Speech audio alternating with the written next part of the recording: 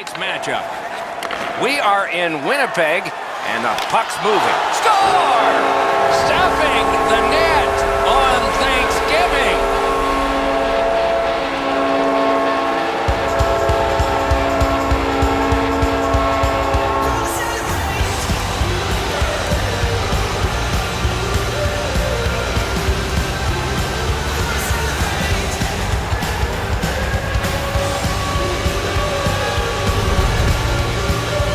Well, they jumped up on the bench beside me pretty quickly here. Very excited on the one side to have the game's first goal.